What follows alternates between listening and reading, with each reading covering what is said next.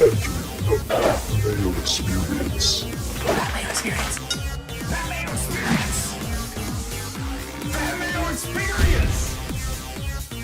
Experience. Welcome to the Pat Mayo Experience presented by DraftKings 2021 Fantasy Football Rankings Update. Yes, we have position battles, injuries, and we have to react to all this news. Hopefully not overreact to like performance from week one of the preseason, but guys did get hurt, and that actually does mean something. And there are position battles, which could open the door for not only those specific players, but everyone around them, especially at the quarterback position or the running back position. What does that do to the rest of the team? Are they going to move up? Or are they going to move down the rankings? Who knows? We'll find out on the show. Joe Pisapia from Fantasy Pros will be joining me in a second. However, I need to let you know to smash the like button for the video. I want to know the one player that, as the preseason has gone along, OTAs, training camp, preseason, that you've just come around to. Like, you weren't on at the beginning in like the beginning of July, but now we're in like the middle of August. You're like, no, you know what? I'm drafting that guy. That's Najee Harris for me. Just the more and more and more and more I think about it, the more and more and more and more I like him. So if I was leaving a comment in the comment section, Najee Harris would be my guy, but I want to know who you guys are talking about. So smash like, sub to Mayo Media Network while you're here, and you got to, please, folks, runthesims.com is now fully operational. So runthesims.com/Mayo will get you a discount off the DFS tools product and the betting product. However, if you're just a season-long player and you just want projections, start sit tools, and an advanced stat hub with all of the advanced stats where you can do all your research, all that stuff is free on runthesims.com. You just have to make an account. That stuff is there for you to use at any time throughout the year, so please go do that. But if you do want the DFS optimizer, the individual game simulator, these are all customizable, by the way, or the betting prop tool where you can see visualizations of the over and under in terms of a player's range of outcomes. That is going to cost money. So you might as well use runthesims.com/Mayo and get yourself a discount on that. Last thing, I got some money to give back to you guys. So Thursday, I'm giving away the Bucks. The prize pool is at $1,000 right now. We need 13 more audio reviews to bump that prize pool from $1,000 to $1,500 in cash giveaways. So all you need to do is hit the description of the video right now, and what you will find is a link to the Apple Podcast feed for Fantasy Football Picks and Bets, a brand new show on Mayo Media Network. You subscribe to that podcast, you leave a 5-star rating, a review with your Twitter handle or email in said review, and boom, you're in the draw. Winners announced on Monday. So right now it's 10 $100 winners. It could go up to 15 $100 winners, and I will be announcing that on Thursday. Thank you for your support. You can check out the video version on the YouTube channel too. We got Wednesday night, Thursday night, Friday night on that show this week, plus snap counts earlier from Monday, but we're going to be previewing the Thursday games, the Friday games, and the Saturday games for a DraftKings perspective and a Prize Picks perspective over on that show. So please go check it out. Joe P! What's going on, my man? What's happening, brother? It's nice for you to come join us in the Najee Harris room because Black Book's had Najee Harris as a top 10 running back for quite some time now. So it's very nice that you're kind of seeing the light there on Najee. I welcome you with open arms, my friend. I did the Fantasy Football Picks and Bet show. I hosted it, and I broke down the snap shares. He's played 30 of the 35 snaps with the offense so far when the starters have been in for the Steelers. Obviously, he's a rookie. He needs to get these reps. But that's just how I envision him working in this offense. And I have him projected right now for around 73 targets. That's around 50 receptions, up around like 280 to 300 carries. Like, that is a legitimate stud running back. It's basically Joe Mixon without all the Joe Mixon-ness that goes along with him. So, sign me up for that. You say you have him a top 10 running back. Sir, if you check the updated rankings in the description or up on DKPlaybook.com, which is what we're here to talk about, I got him at number 11 overall right now. Give me some Najee in my life. Absolutely. It's funny. We just had this conversation on Fantasy Pros podcast between Mixon and Najee Harris, very close in ADP. And personally, I'm taking Najee Harris. And you're right. He is like Joe Mixon, except with all the injury history, not there yet. So there is no history. He's brand new. And sometimes you just need a fresh start. It's 2021. I want a fresh start, but I'm with you. He's going to be on the field. He was an absolute stud in college. And then when you factor in the fact he can't catch the football, the need for the Pittsburgh Steelers to balance out that offense so much, it all points to him being very good, despite the fact there are some challenges with the offensive line. I get that, but it's not like Christian McCaffrey plays behind the greatest offensive line in football either, so it's not like Najee Harris is going to suffer too much. I think the volume is king, and I think the volume is what he's going to get. All right, we can move on from Najee because I think the people of the viewers of the show are just sick of hearing me talk about him. So when I do my "these are the guys you got to draft" video, he's gonna be on it. I'm not gonna lie to you about that. Here are some injuries from the weekend. I did not talk about Rashod Bateman on this show as of yet, so we'll get to him in a second because everyone on the Ravens is hurt at wide receiver. Good thing they went out and got so many. So Bateman is down. Boykin is down. Sammy Watkins left practice on Monday. Hollywood Brown's still not back. That's not great news. So we'll wrap around here in a second. It's just like the tight end situation for the Patriots right now. Hunter Henry hurt his shoulder. It looks like he's going to be okay. Jonnu Smith has an ankle sprain. And the Lacoste-tute, Matt Lacoste, had to leave on Monday. So they're completely depleted at the tight end position at the moment. Other notable ones, Aaron Jones has returned to practice with his hamstring injury, still soft tissue. I'm not like worried, but I'm worried enough to like monitor his status moving forward. Anthony Miller gets out of Chicago, goes to the Texans, and separates his shoulder. No timeline on him. Great news for Nico Collins. Up and up and up and up. You can check the rankings for that one. Curtis Samuel's been activated off the PUP list, has not returned to practice as of yet, but he's been working in that Rivera system. He knows it quite well. It'd still be nice to see him get a few reps, but I think that he can integrate himself into that a little bit. Kadarius Toney re-aggravated his injury, so he's out for a little bit at Giants camp. Elijah Moore is day-to-day with his quad injury. What else do we got here? Dalton Schultz has an ankle injury. Malcolm Brown started over Myles Gaskin, something I hit on the other one. Oh, the big one for me, I think. And I shout out to my guy, Dr. Jesse Morse, on this one because I've been really leaning on him for this Dak Prescott situation. And it just appears like everything is progressing at the rate that it's supposed to for him to be able to start week one with no problems. You see the same thing as me? Yeah, that seems to be where everything is going there with Dak Prescott. And it's funny when you go through all those injuries, I don't see a whole lot of change in fantasy values. Like Dak's still going to probably be somewhere around the fifth quarterback taken off the board as he should be. And as long as we see him progress properly, I really don't care how much he plays in preseason. I don't need to see it. I just need to see him healthy week one and not pushing things. That's all I need to see when it comes to Dak Prescott. Bateman's the interesting one because Bateman's a player I was very much into, has a lot of shades of a young Keenan Allen as far as I'm concerned. And then when you look at where he was in early drafts, very low ADP, then a lot of good camp buzz, a lot of people starting to buy in, starting to see it. And then, of course, you have the injuries. So the draft capital started to go up for him.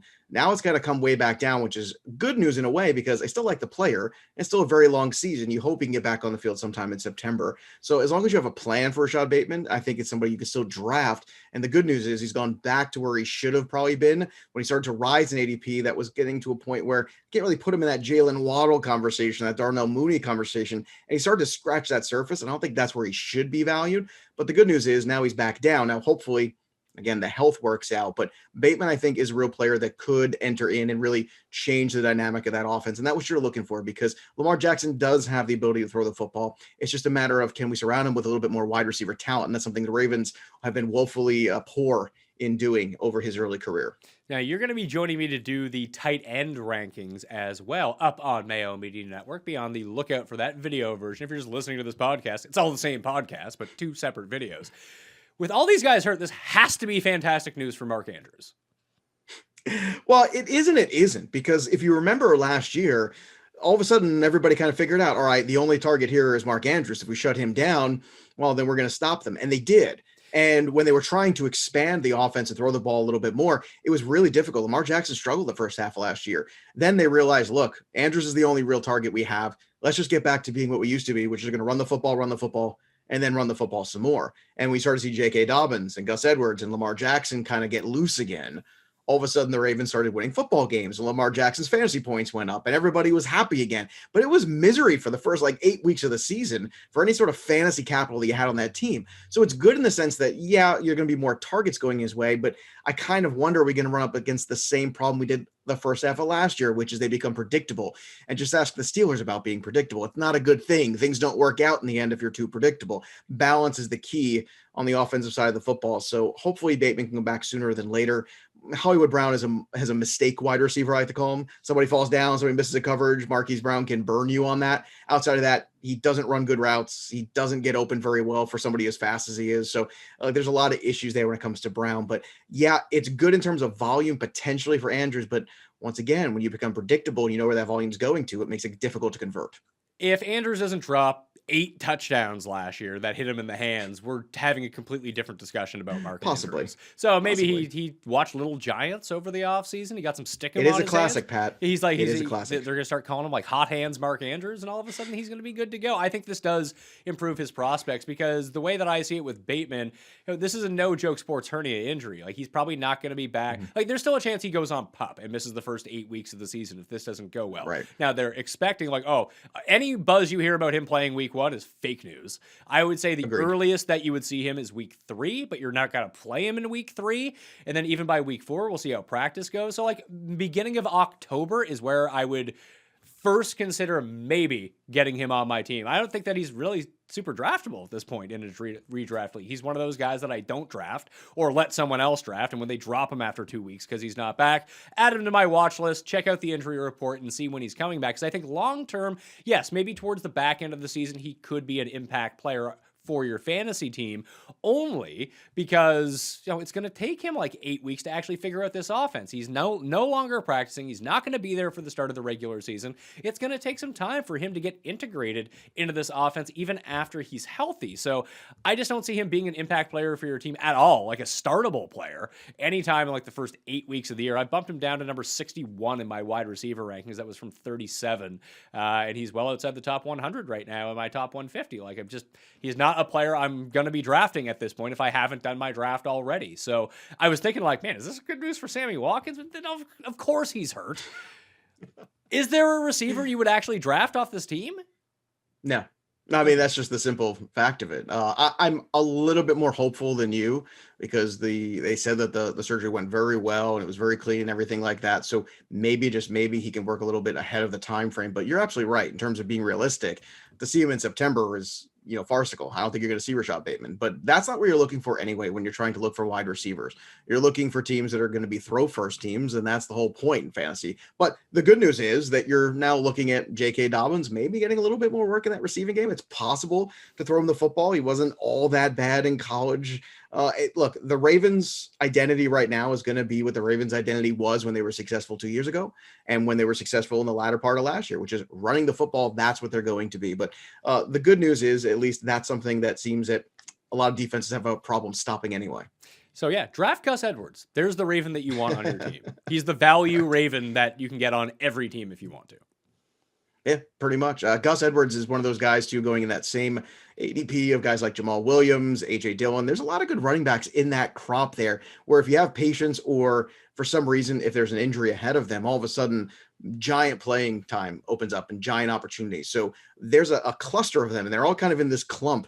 And those are some of the names around there that I think really are worthy of your fantasy bench because, they're going to get some work. Dillon's going to get some goal line work. Gus Edwards is going to get some work there, especially if you can't throw the football very well. You're going to have to keep guys fresh there and rotate guys in and out. Plus, you got that 17th game, this season. So that's another thing people are going to manage a little bit more, I think, at the running back position in September. Most teams, especially a team like the Ravens, that doesn't want to run the football as much as they do. So in those terms, yeah, those running backs all, and Jamal Williams maybe already kind of splitting carries with DeAndre Swift for all we know. So there's a crop there of guys that you can circle if you're looking for some extra upside at running back. Those are the kind of guys I would look for on my bench. So I talked about the Texans receivers with Anthony Miller going down with a separated shoulder. I'm big on Brandon Cooks this year just because he is the only man in town except for Nico Collins at this point. And if we're talking about rookies, the two that I've really kind of identified that I like, you can talk about like the talent of Terrace Marshall and what role he could have. We talked about Bateman, but we like Bateman because he's a big body. You can go up and get the ball, and that's exactly what the Ravens need, especially in the red zone, but now he's hurt.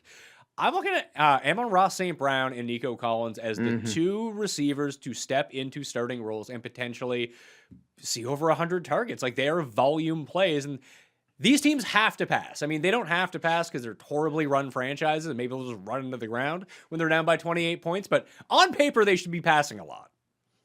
Right, you got to throw the football at some point. Amon-Ra St. Brown's performance, I think, this weekend was very eye-opening. A lot of us, I think, in the fantasy community were hoping he'd be working out of the slot because that's where you're going to get some of the higher volume potentially. And, Jared Goff has many, many warts, but if you look at what Jared Goff did well, it was usually finding Cooper Kupp quite a bit, right? So Amon-Ra St. Brown was working. He was getting targeted. He looked good when he caught the ball. He looked good after the catch. that's a big positive because that is a wide receiver disaster there. All these retread guys like Williams and Perryman and stuff, guys that nobody wants to touch on their fantasy team anymore. So the rookie Amon-Ra St. Brown was kind of this lower deep sleeper that if you were a big college nerd, you kind of liked him coming in and wanted to see what he would do in camp. And this is the great thing about preseason, right? Most of preseason, you don't need to see. It doesn't make a difference. It doesn't move the needle. But then there's little things like this, like when you see Amon-Ra St. Brown and you go, okay, this is somebody that I can draft, that I can have a contributor, maybe if I'm in a deeper league, or if I'm just looking for somebody to cover some bye weeks with some high volume potential. I don't know what the ceiling is on a weekly basis for him, but if the floor is somewhere around 12 PPR points, well, he becomes almost like a kind of a wide receiver 4 type guy that you feel pretty good about if and when you have to start him in your league. So that's something to keep an eye on. And Nico Collins, again, by default, maybe, but also a lot of good buzz from him in camp. You're probably not going to get Deshaun Watson at quarterback this year. I don't know what's going on there. None of us do. If anyone's telling you they do, they're lying to you. They have no clue. Taylor has limitations, but you got to find somebody else to throw the ball to there. And Collins, for me, is another one of these guys. If you're playing in a 14-team league, you should absolutely have on your radar. So I like both those guys. They are great late round targets, especially in full point PPR. I think they can really work out for you, but even in half point, that is a situation I want to be a part of. I mentioned that all 3 of the Patriots tight ends are now down with injury. It looks like Hunter Henry. I don't know the severity of Matt Lacoste. I don't know the severity of Jonnu Smith, but he was dealing with an ankle injury last year too. So this could be somewhat of a reoccurring injury. And I thought it was great news for Jonnu the moment that Henry went down. It looked sort of serious with his shoulder, but it turns out it's not as serious. Would this elevate Hunter Henry up for you in terms of the tight end rankings? It would take a significant injury to Jonnu. Like we're talking high ankle sprain, and he's going to miss, 4 or 5 weeks or something like that. So if that news breaks, that would be something different. But look, I like Hunter Henry as a player, but he is not what Jonnu Smith can be. Last year, Jonnu Smith really did have the breakout. It's just, it happened in a short period of time. And then unfortunately, there was an injury. And then he came back a little soon from the injury. And you could tell he wasn't quite the same player. He was back on the field because he was trying to get back on the field. Jonnu Smith was the guy that the Patriots went after. Jonnu Smith was the guy that they wanted, and this was a team that year over year had some of the worst tight end productivity you'll ever see. You got guys like Izzo, Asiasi, these guys, they were so far down in terms of tight end productivity after years of Rob Gronkowski and other tight ends in the pantheon of Patriot tight ends, right? I just don't see anybody except Jonnu Smith being the guy there. I think Hunter Henry was a depth piece that they brought in. Maybe they'll run some more 2 tight end sets. It's very possible. The good news is if Jonnu Smith is healthy, and again, I'm turning your Hunter Henry question into a Jonnu Smith diatribe, but that's okay. I'm going to do it anyway. The thing that's so nice about Jonnu Smith is, unlike a lot of other Patriots, he might be quarterback proof because the best version of Cam Newton was always throwing the ball at the tight end to Greg Olsen. And Mac Jones is a young quarterback who, let's be honest, most young quarterbacks like to check down a little bit, find that safety blanket, that tight end. So unlike Damian Harris, whose fantasy value really does matter quite a bit on who's playing quarterback, if it's Mac Jones, if it's Cam Newton, I still like Jonnu Smith either way. And to me, he's one of those free tight ends and going somewhere around tight end 14. And to me, I think he's got top 10 potential to break that 10. David Johnson didn't really play whatsoever for the Texans. It was Philip Lindsay who got the start. Now, do you think this is more of like a, as we see in other sports, a Veterans Day off for, and maybe they want to see, like, they know what they have in David Johnson. Maybe they want to see what they have in Philip Lindsay. Or is this a situation where we just look at week 1 and like, oh, wow, Philip Lindsay got 20 touches?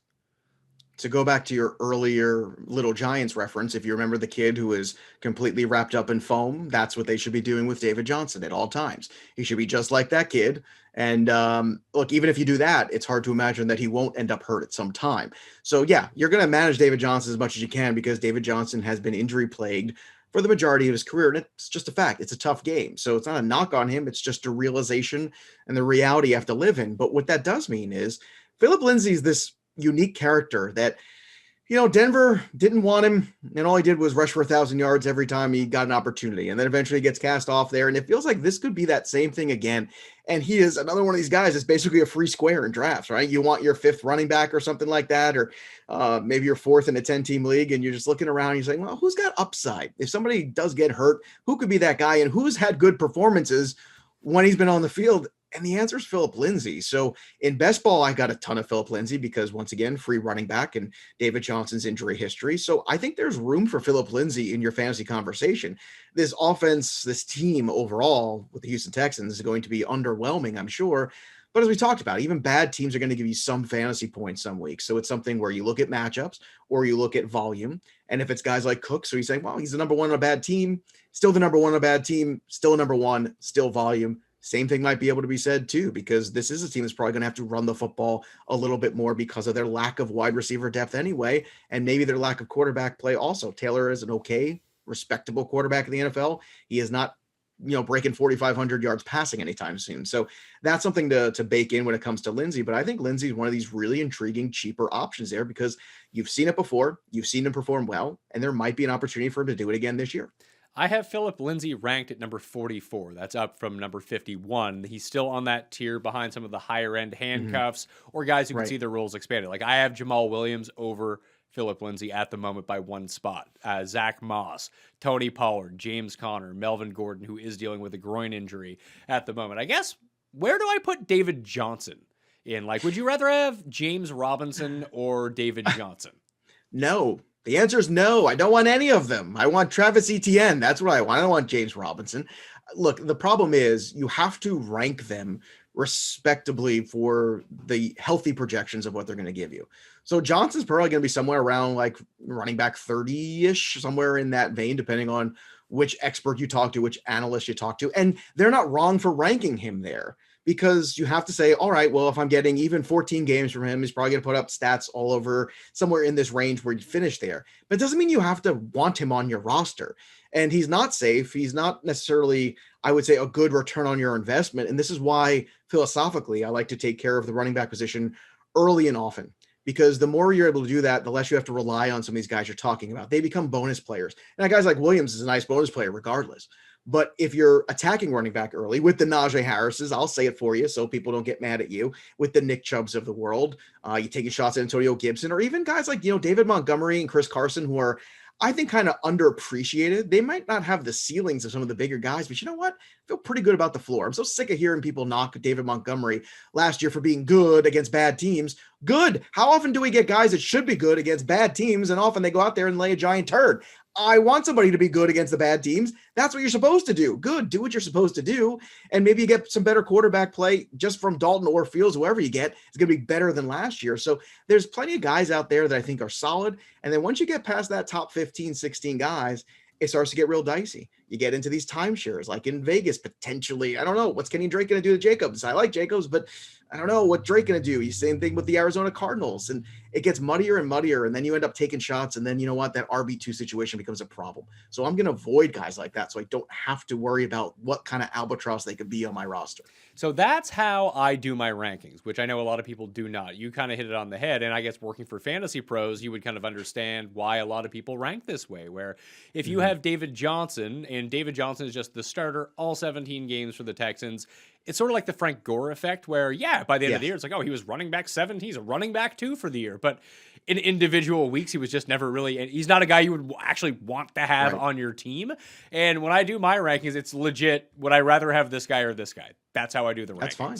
So I have a weird discrepancy in my rankings versus a lot of people. Like I have David Johnson at running back number 39. That's fine. I would rather have A.J. Dillon. I know, because I know if I ever have to use A.J. Dillon, it's going to be good if I have to use A.J. Dillon. If not, he's on my bench. With this, people like David Johnson they're bad in the sense that you'll end up getting at the value that he's going at right now is what I'm saying. So if he fell another 4 rounds, then he's free. Who cares? I can drop him if he's no good. And if I need him as an injury fill-in, that's fantastic. He's not a guy I ever want to have to rely on. And I think that where people are drafting him right now, it's if you waited on running back, he's your running back 2, or maybe he's like one of your better flex options. And he's not going to be one of my better flex options. So I don't really care if I have him or not. I would rather take Gus Edwards, mainly because if I'm using Gus Edwards, J.K. Dobbins is probably hurt, and I have a top 10 guy on my hands. Yeah, I think you're exactly right there. And look, the rankings are there, and this is why I like relative position value in the Black Book, because it kind of quantifies the ranking. And I think that's the thing that's often lacking.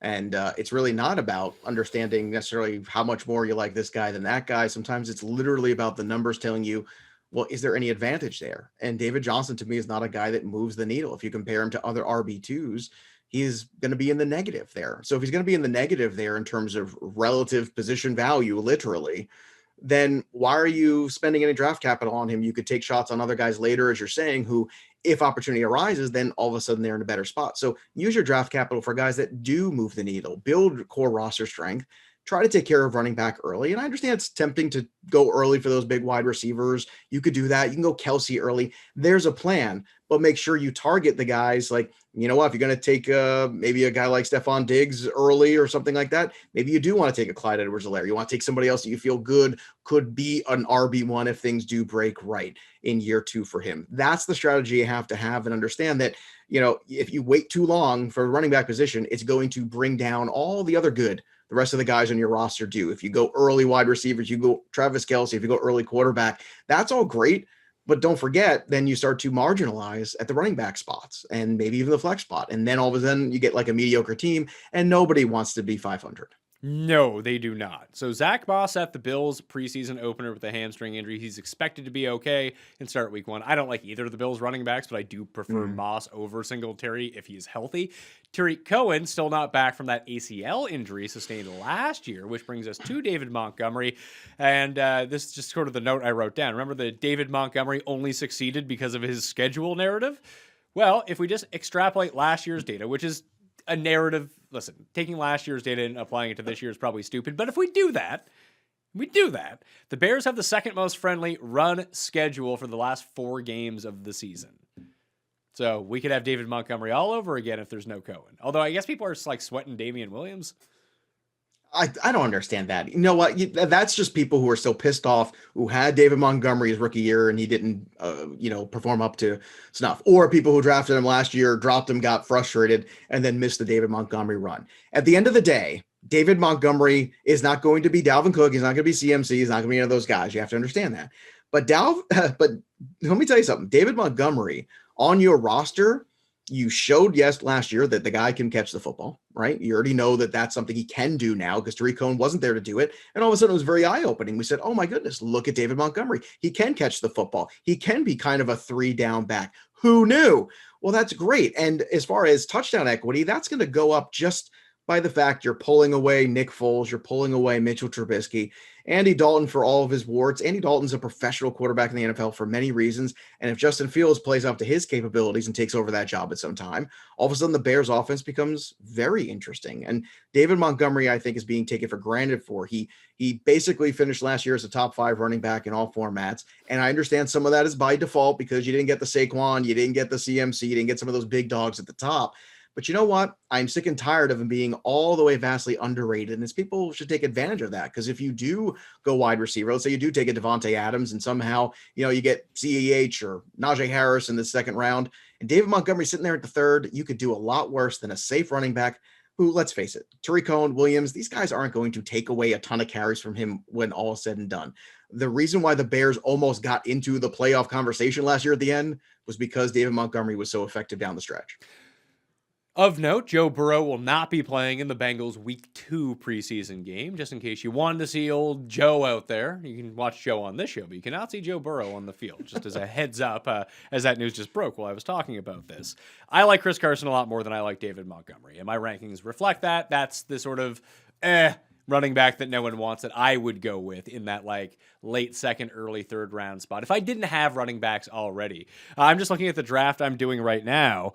And I'm in this like slow, like it's a best ball draft because I don't want to have to manage it in season, but it's like me, Barry, Scott Fish, Nando's in the league, Clay's in the league, Flowers, Adam Iser, Steve Gallo, Pat Thorman is in here too. So I'm really trying to get Najee Harris, Joe, in the second round. And I got Bob Harris, Scott Fish, and Nando picking in front of me. Any chance that one of those 3 guys takes him? There's a small chance. I think Bob Harris might be the guy to do it to you. And when all said and done, I've worked enough with Bob over the years and done enough of his shows. That's pretty good league, pretty good list of names there. Anything's possible. And the one thing when you're in those kind of leagues, in those quote expert leagues or analyst leagues, as everybody likes to call them. This is the league for guys that don't want to manage teams in season. That's exactly right. When I told it's it's the flex best ball. I told Jake, I was like, yeah, I don't want to have to fucking do this, like do waivers every week. Just put me in the one where you don't have to do that. Right. And and let me tell you, that's totally understandable. Look, and when it comes to best ball, people have their ways of like to do things too, and certain ways of structuring their rosters. So keep that in mind. Also, I think I would put it at a 35% chance he makes it to you. So not great, but I don't think it's impossible because once again, there's a lot of big talent probably right around that turn there. It's going to be very tempting in that kind of format. Well, the way I look at it, there's 3 picks. So Mixon is on the board. Najee Harris is on the board. Calvin Ridley is still on the board as well. So as long as those 3 guys don't go, I think I'm okay because I'll just take one of them. I want Kelsey in the first round because that's something that I do in this sort of circumstance. And Lord knows who Nando is going to take.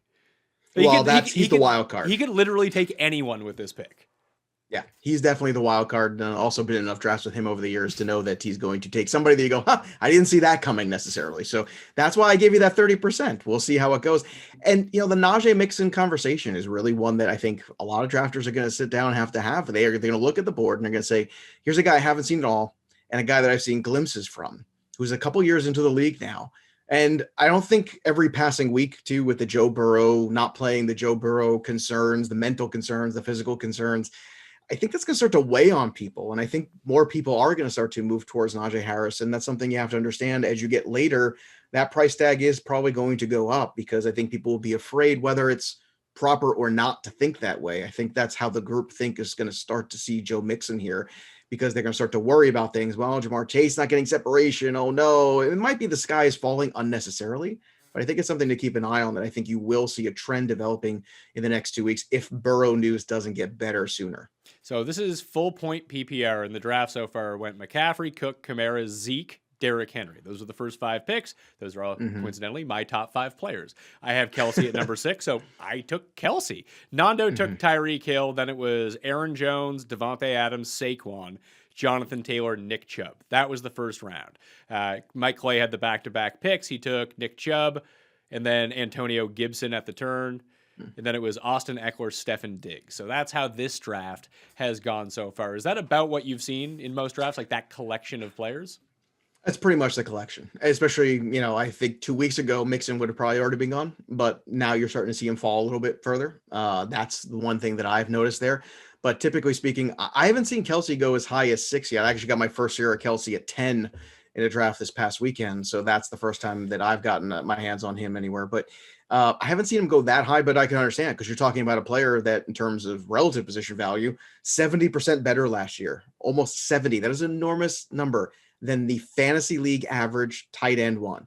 That means if you took all the top 12 tight ends last year, you put all their data together and you average it out, he's still 70% more productive than just the mid-level guy. That is a stunning number. And it's like basically having a player and a half from that spot, which is just incredible. So I can't say it's a bad idea to take him as early as you did. Where did Devontae Adams go in that? Because he's off the board, right? From that list of names you gave me? Yeah, he did. Devontae Adams went number 9 to Bob Harris, which puts him firmly in the draft or running back camp. That's why I was kind of looking at it. That's why I thought Bob might be the guy to do it to you anyway. Now maybe I put that down to 25%. Sorry, maybe ruin your afternoon. Maybe he'll go Mixon. Scott Fish already has... I guess Nando already has a receiver, so maybe he won't go receiver. Maybe he will. I mean, if Calvin Ridley falls to me, I don't care about running back at this point. I'll take Chris Carson in the next round or do something like that. But if I can start Hill and Ridley, I always try to draft these teams. Like I'm a very boomer bust type drafter. Like if Kelsey doesn't have an exceptional season versus the rest of the tight ends, and we talk about tight ends on the tight end show, you're going to see that I have Kelsey in a tier by himself at number 1. And I need him to come through on that. Like when I was taking Kelsey in the first round last year, and people were like laughing it off, it really did work out because he had one of those seasons. And I feel like that's the same case you can make with Ridley right now too, is that I think there are 4 very clear-cut wide receivers that have the best chance of being the wide receiver 1. It's Hill, it's Diggs, it's Adams, and then I think it's Calvin Ridley. I think he's a part of that conversation in terms of overall upside. Now, there's a good chance that if we just took all the probabilities are that someone else outside of those 4 will be wide receiver 1. But I think that those 4 clearly have the best opportunity and probability of being the number 1 receiver. Yeah, I agree with that 4. I would also throw A.J. Brown as maybe that guy that you're not talking about because all of a sudden everybody wants to say, well, it couldn't possibly be A.J. Brown because Julio Jones is there now. And that's going to eat into blah, blah, blah, blah, blah. And you know what? The one thing we've said about A.J. Brown his whole career is how incredibly efficient he's been. So if he's always been this efficient and now he's learning under the tree of Julio Jones and Julio Jones is going to take all that extra coverage away, I mean, I don't know how you defend against this Titans team. I really don't. If you bring up the safeties, you're screwed because then you can't double any of those guys, those big time wide receivers. And if you don't do that, then Derrick Henry runs amok on you. It is very complicated right now. And I think AJ Brown, still, you haven't seen just how good he can be. He is an incredible player. But look, Ridley is a really good situation because now that Julio is gone, and that defense is still really not improved, I think, year over year, stunningly. I don't know how they don't, Pat. Every single year, the Atlanta Falcons continue to defensively whiff. I don't know how they do that, but Ridley from necessity might have to be that guy too. So I like that pick as well. So I think that the big difference between the two in my mind is what happens if that efficiency just is 80% of what it was last year. I just think that the range of outcomes for Brown is kind of spread across the spectrum, where with Ridley, I know how much volume that he's going to get. So even if he's not efficient, if he doesn't get hurt, he's going to see like 10 to 12 targets a game. And I'd bank on that sort of upside of if he gets that volume and he has a super efficient year, he's the wide receiver one. It's very possible. I mean, look, Javonte Adams was stunning last year. It's nice that we have so many guys that can actually challenge for that spot. I think that's very cool. And who knows? It'll probably be somebody we're not even seeing. But, you know, it's great that we have such incredible wide receiver play. You have a lot of guys you can take a shot on that have a shot for that number one spot. And I think all of them probably will finish somewhere close together. Like it's hard to imagine one of them dropping off, which is kind of the stunning thing too. I mean, it's possible with an injury, obviously, that could happen, but we're living in a wide receiver world right now. The game has really changed. It's become more wide open. The quarterbacks are more protected. We're throwing the ball downfield more than we ever were. The efficiency is much better. And look, it's a fun game to watch now because of how great these wide receivers are and, you know, how wide open these offenses have become in the NFL over the last 10 years. All right, let's do some rapid fire on position battles before we jump out of here. And, you know, we have to record another tight end show, so we don't want to take up too much of your time. 49ers running back Sideshow Raheem, Colonel Mostert. He ended up sitting on the weekend, so Trey Sermon got in. He had 9 carries for 26 yards and a fumble. He did catch both of his targets for 14 yards, which was nice to see.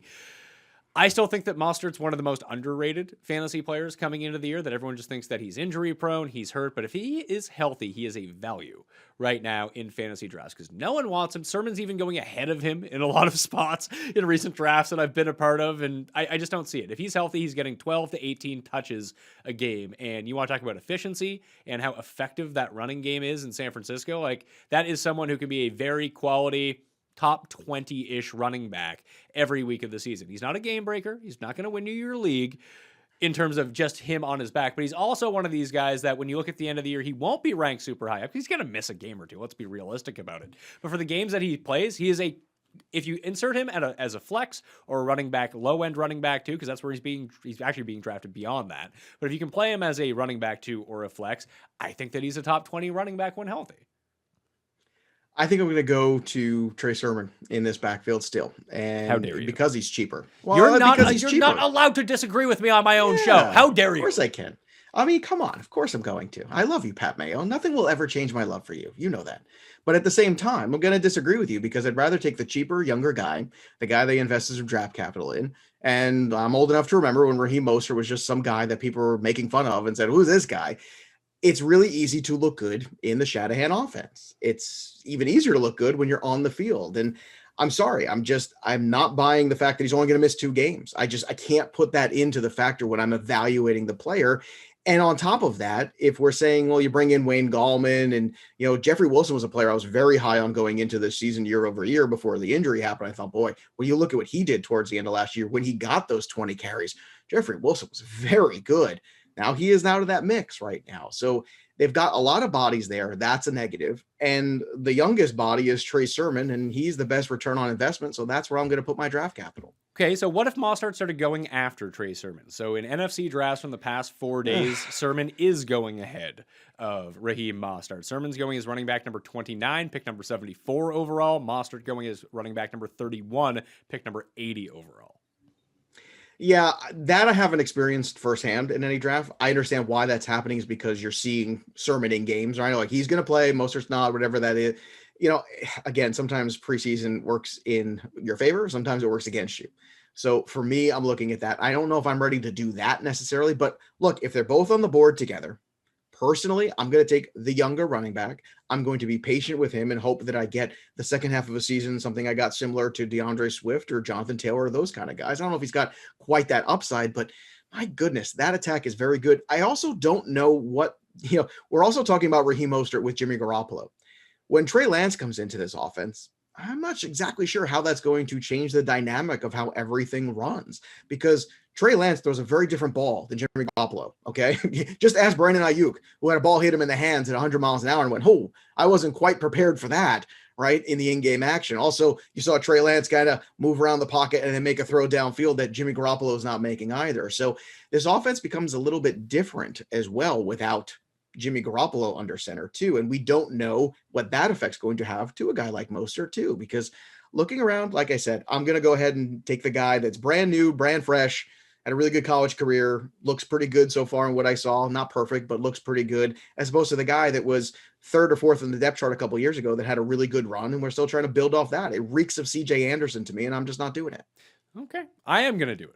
I think it's a good price at pick number 80, and maybe we have to bet some money on this. We'll see. We'll see how that goes. Maybe we'll talk about that offense. Mr. Mayo. I made bets with Leone last week. Bateman versus Chenault, and of course Bateman's dead, so that's not going to be a hot start to my betting.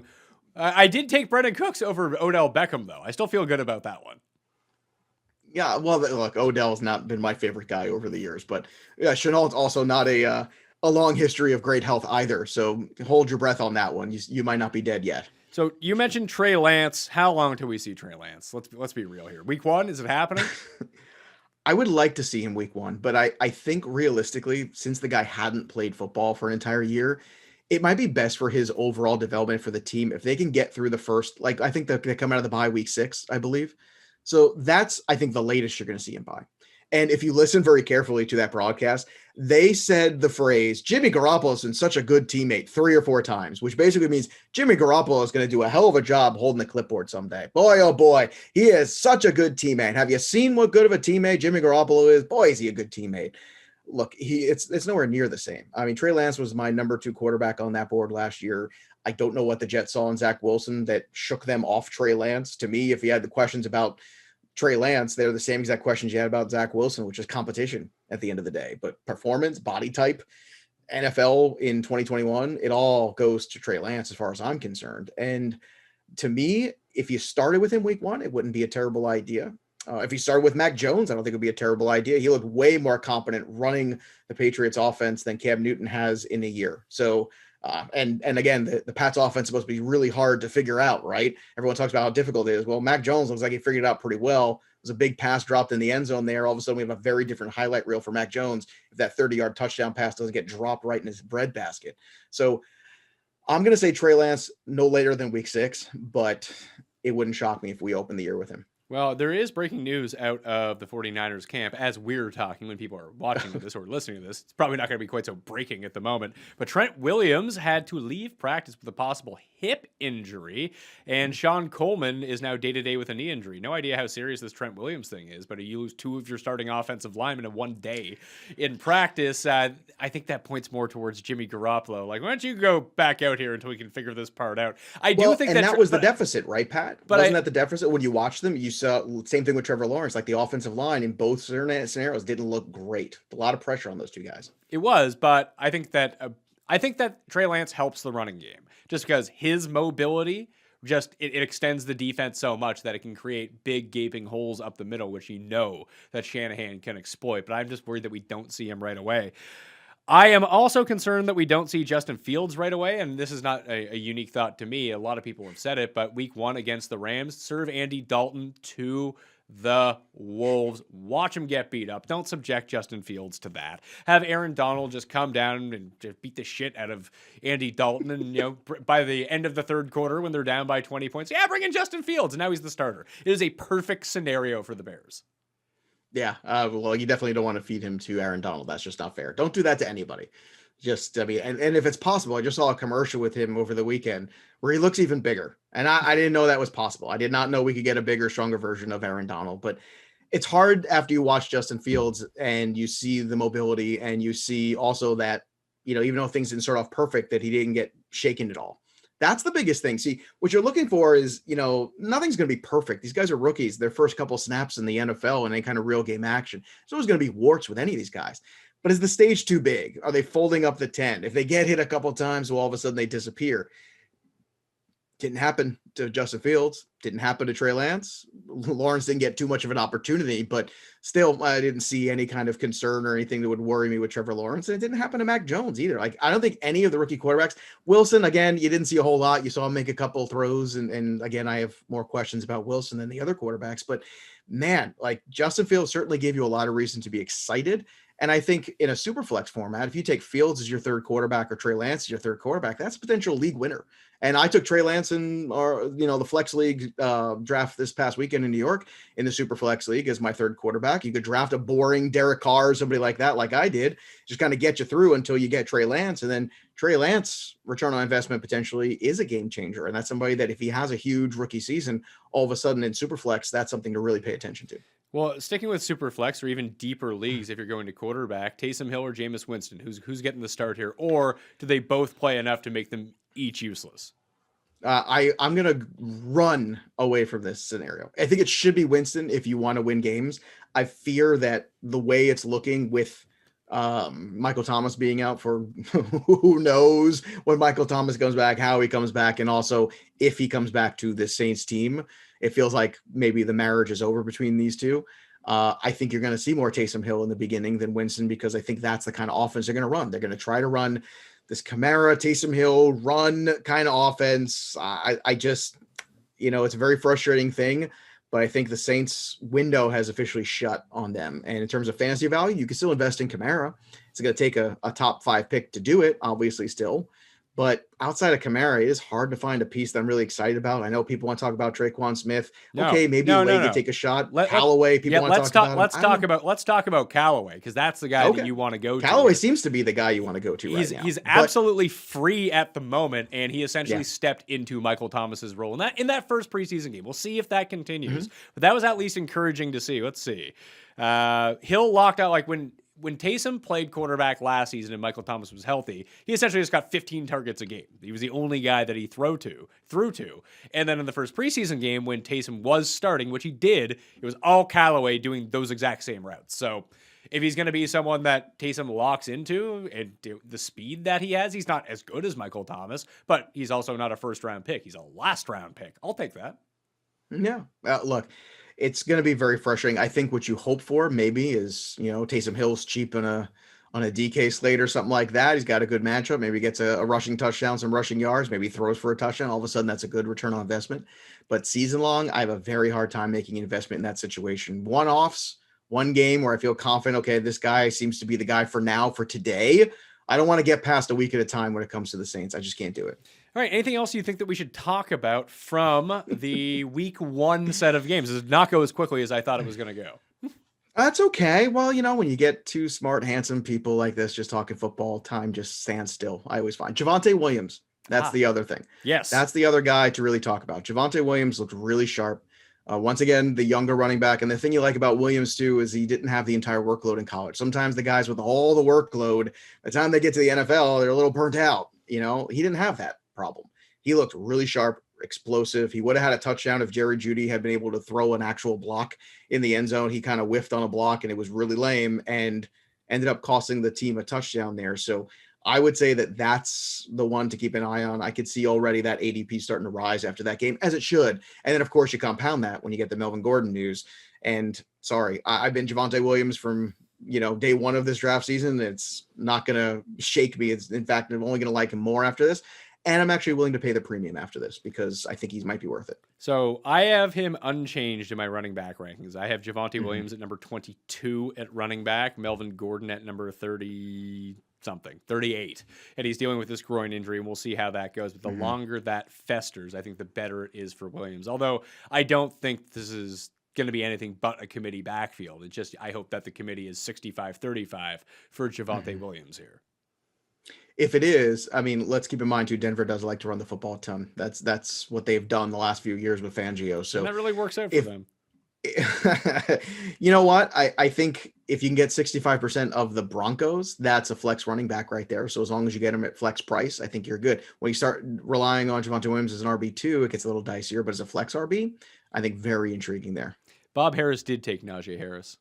Fuck. Told you he'd be the guy to do it, right? I called it live on air, baby. And then if anyone's going to do it to you, Bob's going to stick the knife, and Bob did. Yeah, Bob took Harris, then Mixon went at number 17. So it's down. So I either get Calvin Ridley or DeAndre Hopkins, which I'm not too bummed out about, but I don't have a running back yet, which is kind of shitty. And we'll see. Clyde's still out there? You want to go with the Clyde? You're not buying the Clyde.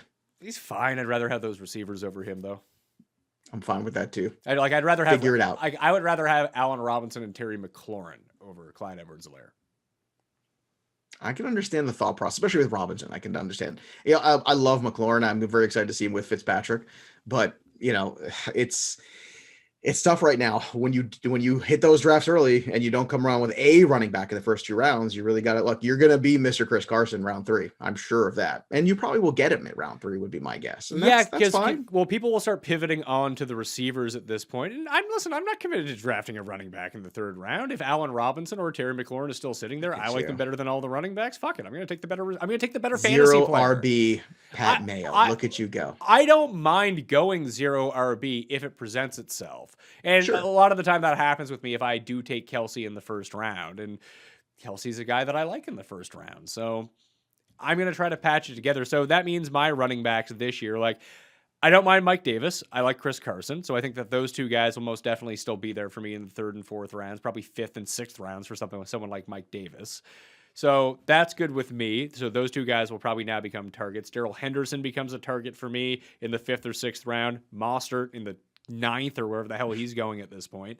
Then Gus Edwards, Damian Harris, AJ Dillon. This is a team meant for, I talked about this actually on Fantasy Pros the other day. Harris is a fascinating guy. I'm not if you're going 0 RB. All you can be is what you're doing, which is prepared and flexible, right? Let the draft come to you, build core roster strength, get the best players you can, and then figure out where the value is at the positions. The worst thing people do is fill roster spots. It's the biggest mistake people make. I need this. No, you don't. You need to be great. Be great as many places as you can, and then figure the rest out later, and you can.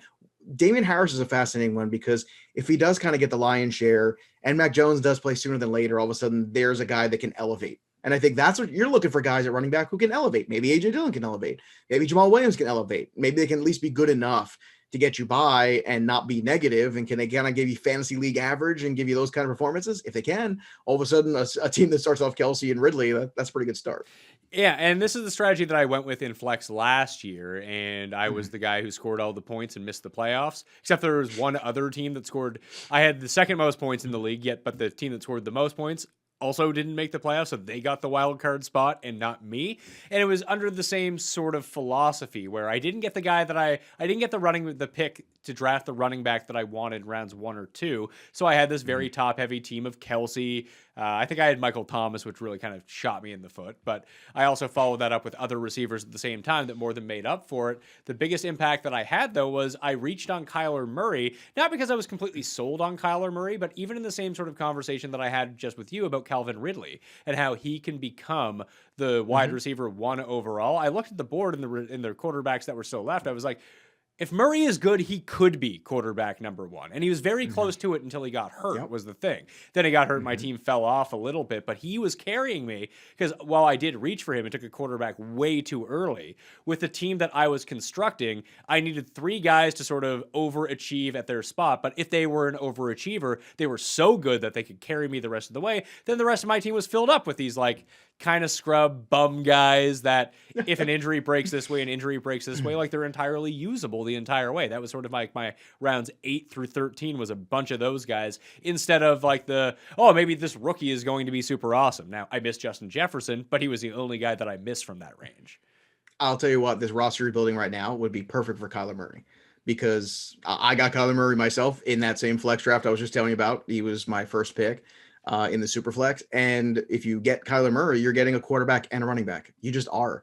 I mean, it's going to be really difficult not to see him reach 850 yards rushing. I don't want to hear the noise about how he's not going to run as much. You can't take that instinct out of a player. You just can't. I remember when Cam Newton got hurt too. And the next year they said, well, we're going to back off him. And then he had 700 yards rushing, 800 yards rushing that next year. I mean, it's a joke. So you can't take the instinctual nature of a player out. And Kyler Murray was on pace last year for 4,000 yards passing and 1,000 yards rushing. He would have been the first player in NFL history to do that. I think he's going to come real close to it again this year. I don't think either of those running backs are anything really special. Connor and Edmonds are just going to be there and supportive, but at the end of the day, you're going to see a lot of Kyler Murray. So if you do end up in this kind of situation where that's the value that presents itself, one way to make up ground at running back is to have a player and a half, right? Kelsey's a player and a half.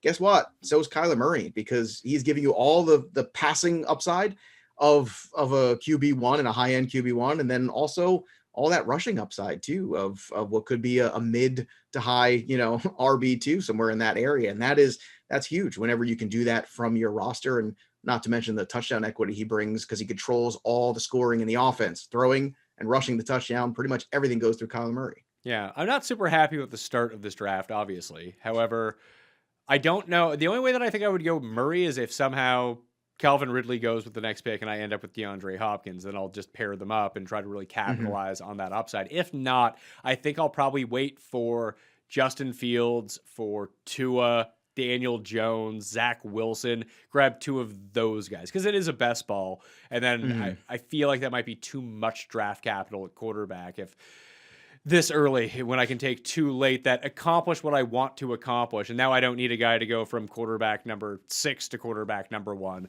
I need quarterback 21 to be quarterback 7, something like that. Well, Lance or Fields would be that kind of guy. That's about it. I don't think we want to put Wilson in that conversation. I don't think the Jets offense is going to strike fear in the hearts of anybody. 49ers might. They got some pieces. Kittle, Ayuk, Deebo Samuel. That's one that could jump. And the Bears too. Mooney and Robinson, I think, are terrific. And Montgomery, you already know my feelings about that. All right. I think that'll do it on the Pat Mayo Experience. I think I'm going to push the tight end ranking show because this show went as longer than I thought that both shows were going to go. So let's just stick with this. With the rankings update, you can find all of my rankings updated right now if you just use the links in the description. Smash the like button to the episode. Tell me what player you've been following in love with. runthesims.com/Mayo. Plus, the Apple Podcast giveaway for fantasy football picks and bets is all down in that description. The newsletter is down there now. Also with like promo deals every single week. If you want to get into that as well. Joe Pisapia. Tell people where they can find, listen, and watch your handsome visage. Oh, wow. Thank you, my friend. Well, of course, hosting all the podcasts and videos for Fantasy Pros. On Thursday, the 19th, we got our big 12-hour wall-to-wall fantasy football fest on our YouTube channel, so check that out. You can also pick up my #1 best-selling fantasy football black book over on Amazon. Get ready for the season. It's been updated for August 1st. Also get the relative position value cheat sheets there. You can get it on Amazon, the paperback. You can also get it on iBooks, Apple Books, whatever the hell it's called now. And that's about it. Follow me on the Twitter machine at Joe Pisapia 17. It's always so fun to spend quality time with my good friend Pat Mayo. Well, we'll have to do it again. This was a very fascinating show. And when I have to update the rankings and talk about news, I think I'm going to call you. I'm going to kick Steely to the curb, although he's now on tight end duty when he's with me. So expect Jake to be on the show on Thursday as I give away the winners of those giveaways. So it's the Fantasy Football Black Book. Go buy that right now. Tell them Pat sent you. It won't get you a discount or anything, but just tell them I sent you for, good vibes going your way anyway. All right, that will do it for me. I'm Pat Mayo. Subscribe to the show. Subscribe to Fantasy Football Picks and Bets, and check out all the rankings. All right, sub to Mayo Media Network while you're at it. Smash the like on the way out too. I'll see you next time. Mayo Experience! Experience!